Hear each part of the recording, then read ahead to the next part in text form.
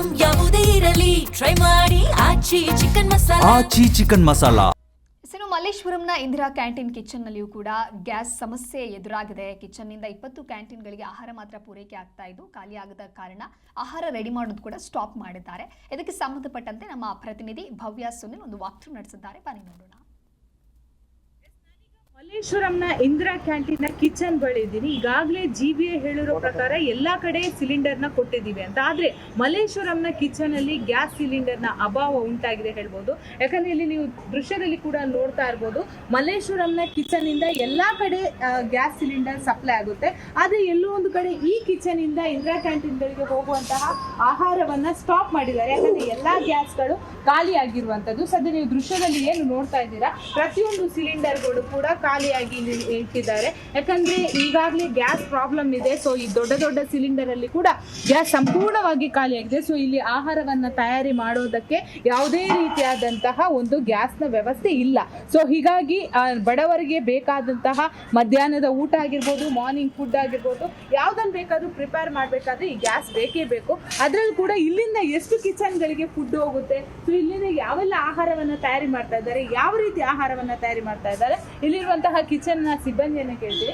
Sir, ಸಂಪೂರ್ಣವಾಗಿ gas ಖಾಲಿಯಾಗಿದೆ, ಹೇಗೆ ಆಹಾರವನ್ನ ತಯಾರಿ ಮಾಡ್ತೀರಾ? ನಿಜಕ್ಕೂ ಬೇಸರ ಆಗುತ್ತೆ ಸರ್. ಇಂದಿರಾ ಕ್ಯಾಂಟೀನ್ ಅಂದ್ರೆ ಬಡವರು, ಕೂಲಿ ಕಾರ್ಮಿಕರು, ಆಟೋದವರು ಬಂದು ಊಟ ಮಾಡ್ತಾರೆ. ಸದ್ಯ ನಿನ್ನೆ 15 ಗ್ಯಾಸ್ ಸಿಲಿಂಡರ್ ಕೊಟ್ಟಿದ್ದಾರೆ ಹೇಳ್ತೀವಿ, ಇಲ್ಲಿ ಬಂದಿಲ್ವಾ ಸರ್? ನಮ್ಗೆ ಯಾವುದೇ ರೀತಿ ಮಾಹಿತಿ ಬಂದಿಲ್ಲ. 15 ಸಿಲಿಂಡರ್ ಕೊಟ್ಟಿದ್ವಿ ಅಂತ ನಮ್ಗೆ ಯಾರು ಹೇಳಿಲ್ವಲ್ಲ. ಬಂದಿಲ್ಲ. ನಮಗೆ ಬಂದಿರೋದು ಬರೀ 2 ಸಿಲಿಂಡರ್ ಬಂದಿದೆ. ಬೆಳಿಗ್ಗೆ ಮಾಡಿ ಕಳಿಸಿದ್ವಿ ಅಷ್ಟೇ ಊಟ. ಬೆಳಿಗ್ಗೆ ಬ್ರೇಕ್ಫಾಸ್ಟ್ ಮಾಡಿದ್ದೀವಿ, ಮಧ್ಯಾಹ್ನ ಲಂಚ್ ಏನು ಮಾಡಿಲ್ಲ, ಈವ್ನಿಂಗ್ ಡಿನ್ನರ್ ಇರೋದಿಲ್ಲ. ಸಿಲಿಂಡರ್ ಬಂತು ಅಂದ್ರೆ ನಾವು ಖಂಡಿತ ಮಾಡಿ ಕಳಿಸ್ತೀವಿ. ಓಕೆ, ಇಲ್ಲಿಂದ ಈ ಕಿಚನ್ ಇಂದ ಒಟ್ಟು ಎಷ್ಟು ಕಡೆ ಸಪ್ಲೈ ಆಗುತ್ತೆ?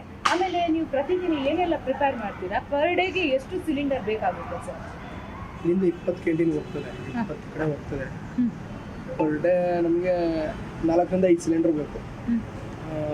ಡೈಲಿ ಮೆನು ಬಂದು ಕಂಪಲ್ಸರಿ ಇಡ್ಲಿ ಇದ್ದೇ ಇರುತ್ತೆ. ನಮಗೆ ಇಡ್ಲಿಗೆ ಕಂಪಲ್ಸರಿ 2 ಸಿಲಿಂಡರ್ ಬೇಕೇ ಬೇಕು. ಇನ್ನು day by day variety changes ಇರುತ್ತೆ. ಬಾತು, ಖಾರ ಬಾತು, ಸೋಯಾ ಪಲಾವ್, ಈ ಥರ ಮೆನು ಚೇಂಜ್ ಆಗ್ತಾ ಇರುತ್ತೆ. ಇಡ್ಲಿ ಮಾತ್ರ ಕಂಪಲ್ಸರಿ ಇದೆ. ಓಕೆ, IOC ಜೊತೆ GBA ಅಂದರೆ ಸಭೆ ಮಾಡಿ ಗ್ಯಾಸ್ ಸಿಲಿಂಡರ್ ರಾತ್ರೋರಾತ್ರಿ ಎಲ್ಲ ಕಿಚನ್ಗಳಿಗೆ ಸಪ್ಲೈ ಮಾಡಿದ್ದೀವಿ ಅಂತ ಹೇಳ್ತಿದ್ದಾರೆ. ಹಾಗಾದರೆ ಇಲ್ಲಿಗೆ ಬಂದಿಲ್ಲ ಅಂದರೆ ನೀವು ಯಾರನ್ನು ಅಧಿಕಾರಿಗಳನ್ನು ಪ್ರಶ್ನೆ ಅಂದರೆ ಕಾಲ್ ಮಾಡಿ ಕೇಳಿಲ್ವಾ ನಮಗೆ ಇಲ್ಲಿ ಸಿಲಿಂಡರ್ ಖಾಲಿಯಾಗಿದೆ ಅಂತ? ನಾವು ನಮ್ಮ ಕ್ಯಾಂಟೀನ್ ಇದು ಮಾಡಿದಾರಲ್ಲ, ಟೆಂಡರ್ ತಂದಿದ್ರಲ್ಲ, ಅವ್ರಿಗೆ ಕೇಳಿದ್ವಿ. ಅವ್ರು ಕೊಟ್ಟರೆ ನಾವು ಮಾಡ್ತೀವಿ, ಅವರು ಕೊಡಲಿಲ್ಲ ಅಂತ ನಾವು ಏನು.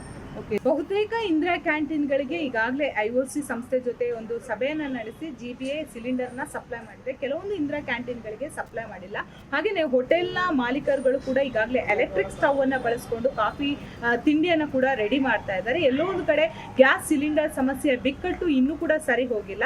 ಆದಷ್ಟು ಬೇಗ ರಾಜ್ಯ ಸರ್ಕಾರ ಆಗಿರ್ಬೋದು, ಕೇಂದ್ರ ಸರ್ಕಾರ ಕ್ರಮವನ್ನ ಕೈಗೊಳ್ಳಬೇಕಾಗುತ್ತೆ. ಯಾಕಂದ್ರೆ ಬಡ ಜನರಾಗಿರ್ಬೋದು, ಕೂಲಿ ಕಾರ್ಮಿಕರಾಗಿರ್ಬೋದು, ಆಟೋ ಚಾಲಕರಾಗಿರ್ಬೋದು, ಸ್ಲಮ್ ಅಲ್ಲಿ ಏರಿಯಾದಲ್ಲಿರುವಂತಹ ಜನತೆ ಇಂದಿರಾ ಕ್ಯಾಂಟೀನ್ ಅನ್ನ ನಂಬಿಕೊಂಡು ಒಂದು ಊಟವನ್ನ ಮಾಡ್ತಾರೆ.